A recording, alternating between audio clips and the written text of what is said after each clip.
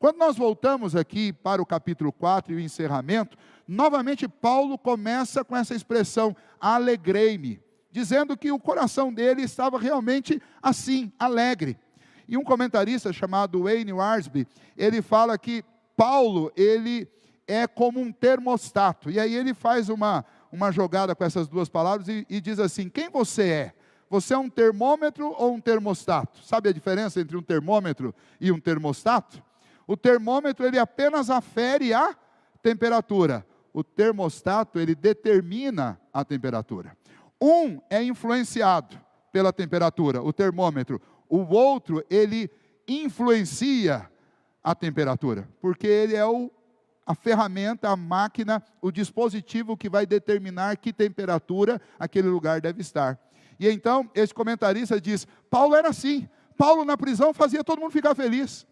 Paulo respondia uma carta e animava as pessoas com a carta. Ele estava sempre funcionando como um termostato. É isso que Deus tinha feito com a vida de Paulo. Ele era um homem que transmitia alegria mesmo no meio da tribulação. Por quê?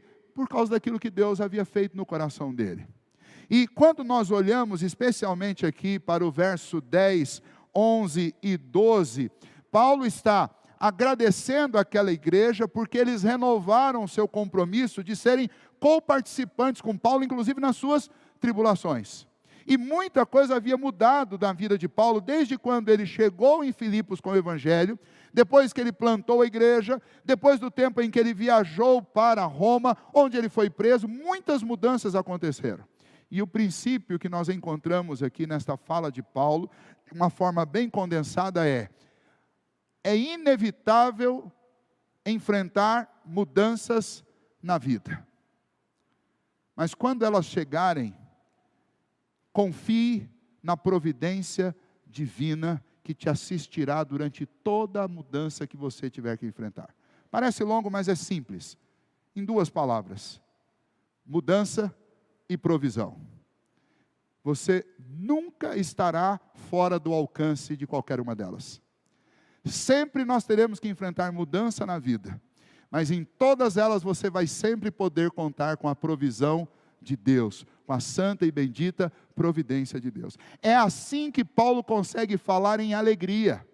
Paulo encara as mudanças como algo que traz renovo para a vida. Então Paulo não encara mudança como uma coisa ruim, mas ele encara a mudança como uma coisa boa, até porque no meio da mudança ele sempre poderá contar com a providência divina. Deus vai sustentá-lo.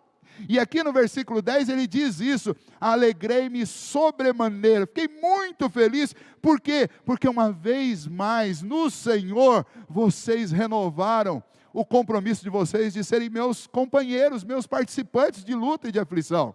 Então Paulo está dizendo, quando essa carta chegou, junto com aquelas ofertas, eu estava aqui passando por um momento difícil, que essa última mudança trouxe para a minha vida, me colocou como um carcereiro, mas no meio das minhas necessidades e dificuldades aqui, o Senhor tem me sustentado, e está usando vocês, e vocês se tornaram parte disso, e eu estou muito feliz com isso.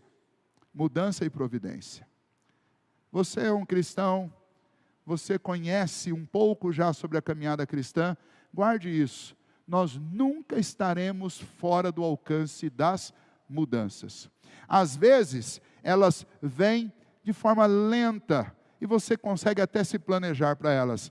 Muitas vezes elas vêm como Pedro, e Pedro diz, não estranhe o fogo que surge repentinamente no meio de você, e que vira a vida da gente de cabeça para baixo. A gente não deve estranhar. Por quê? Hoje pela manhã nós estamos estudando as Escrituras e buscando entender a importância do estudo do Antigo Testamento.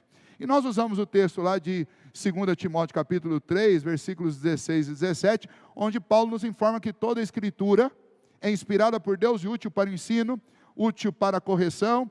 E lá no finalzinho Paulo diz que tudo isso funciona para me tornar perfeito e perfeitamente habilitado para toda boa obra. Eu quero que você associe isso com mais um texto.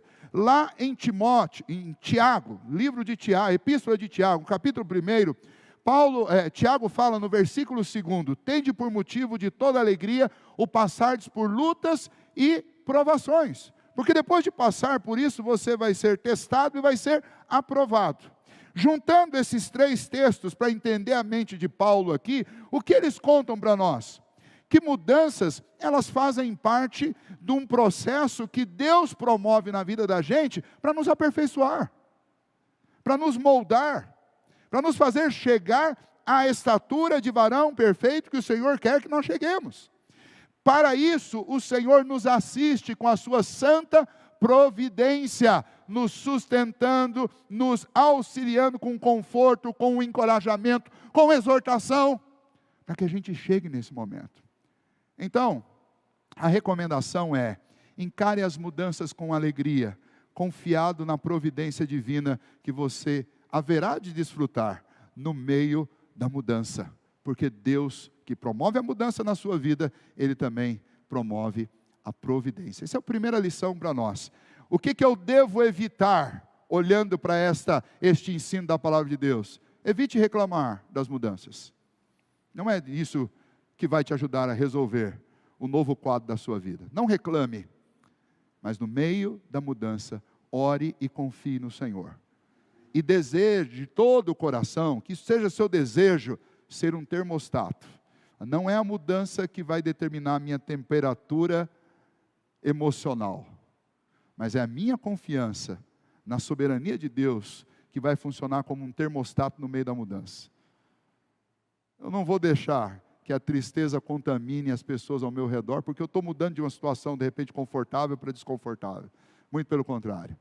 Eu vou, no poder de Deus, eu vou influenciar o meio onde eu estou, com a alegria que procede de Deus, o Deus que me sustenta e que provê para mim todas as coisas.